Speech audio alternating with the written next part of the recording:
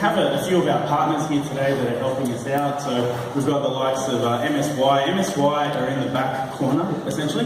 And what they're doing for us today is two things. So in conjunction with Team Immunity, we're running a CSGO competition. So that's starting from now and it's available all the way through to 9 o'clock. So the whole idea behind the CSGO competition is that we're doing a 10-player deathmatch. The top 3 of each of the games will have their scores recorded. And at 9 o'clock, we're going to call back the top 10. Those top 10 are going to have an ultimate deathmatch, if you will. And then the top 5 of those guys are all going to walk away with an i7 nut. So that's the prize we're giving away there. The second comp that we've actually got running is a jelly bean competition. So you'll see one of our staff walking around with a little skull with a whole bunch of blue jelly beans and lollies and stuff in there. So put your guess in, and whoever gets the closest, we're actually going to give away an i7 6700K SKU. So the overclockable CPUs. So that's essentially what we've got over there. Back here behind me and into this corner, we've got the guys from M-Wave here. They're running a range of different games on the i7 NUCs and some of our KCPUs. So we've got different examples of what you can do with the NUCs and with our i7 processors, all the way from 4-player, 2-player and single players all the way down here. We've also got Merkava behind us. Now Merkava are really into virtual reality, which is a space that's really taking off. It's fantastic news for the gaming segment because it's driving a whole bunch of innovation and driving tech like what's going on back here. So we have 4 different games that are going to be up and running based on the HTC Vive. So go up there and have a look. You can on these screens we're actually running through some of the games that are actually going to be running.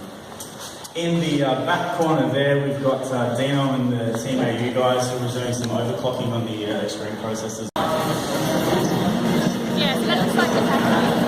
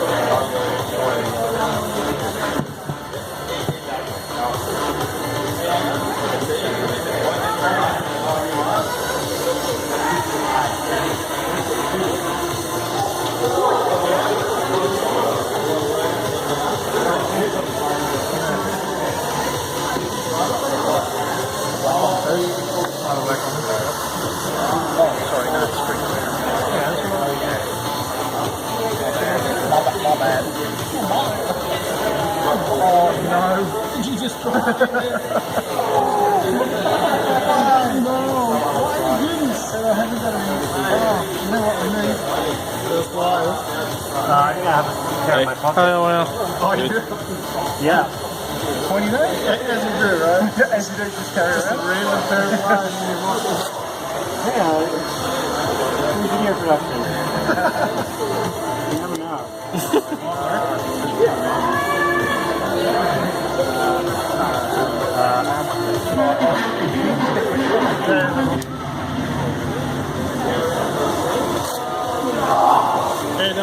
G'day. You going to have your A game on today, Dino? Say what? You going to have your A game on? Of course, man. Of course. You got a better record or two. We'll see.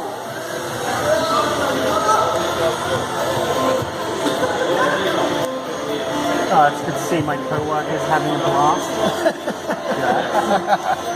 It's a tough job.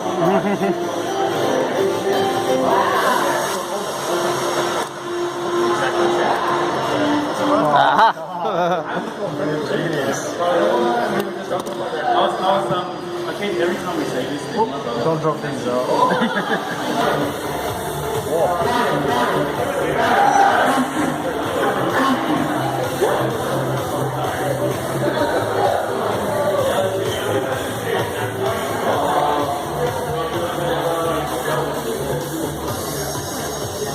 I'm gonna keep my introduction to what I said before for later. Yeah. Warranty void. You know what I described you as before? Oh, yes. I'm quite pleased with myself for that one. That is a actually. good one, huh? Yeah. That is a good one. I'll take it.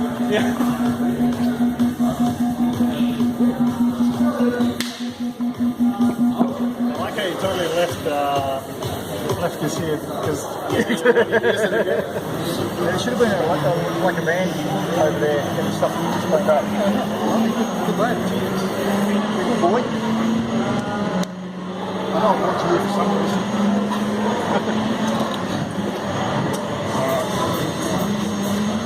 Take two, eh? Take two.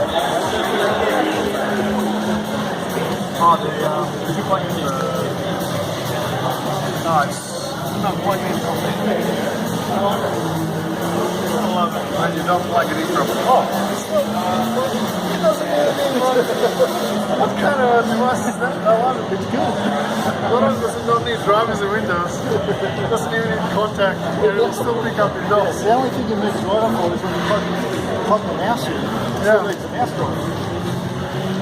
You drive it up.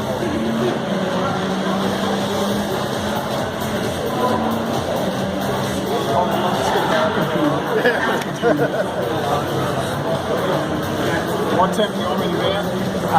Just at minus 80 was, or minus 90 was pretty good, wasn't it? I think we were able to go like I think there was something else over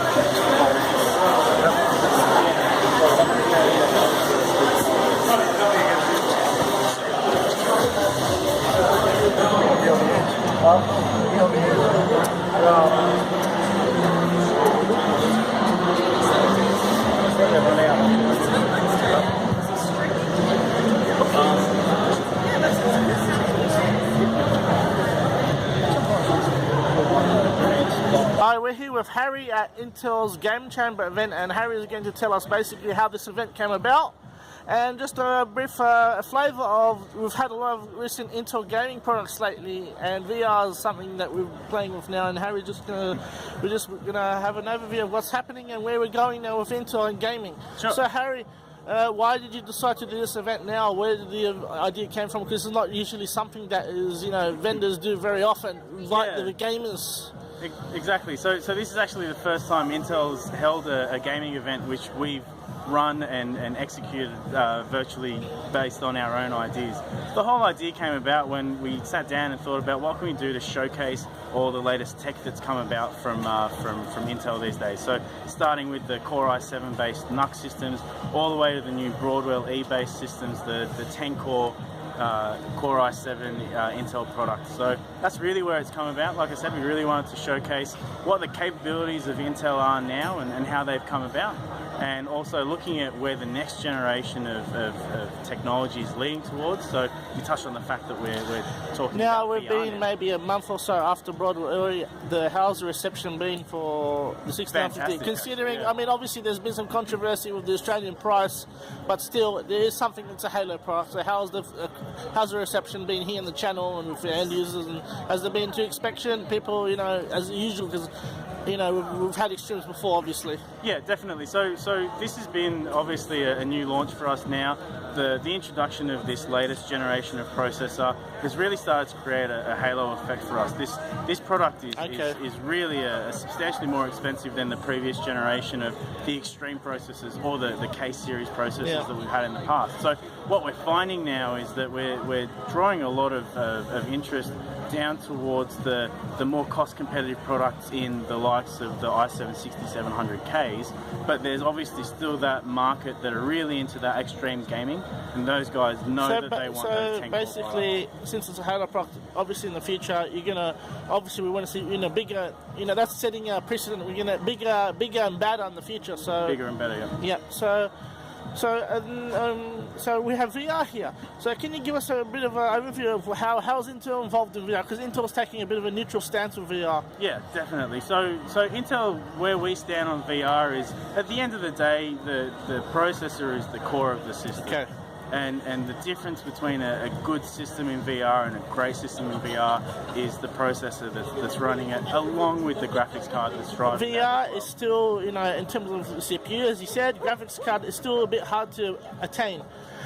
Overseas, you've announced the program, I think it was with Best Buy, to give users an opportunity to sample VR, because obviously it's hard to build.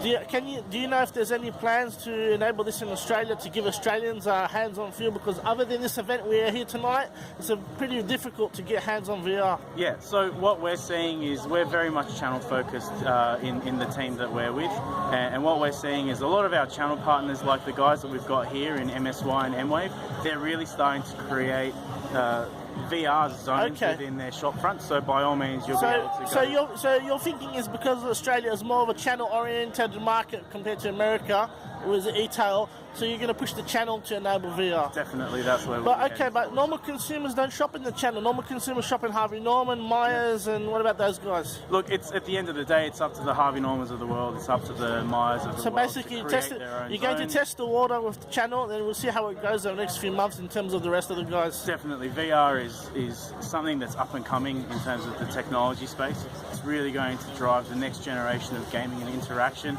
not only with the gaming scene, but how we interact with two people, be it virtual chat rooms or those sorts of interactions. And how they go. So we'll watch this space. Definitely, because watch as somebody who's the influencer, I'm just keen to I want my readers to have their hands on the VR, obviously, and that's something you guys have promised overseas, and that's something we have to talk to you guys to try to enable here. Overseas market is so much bigger than we are.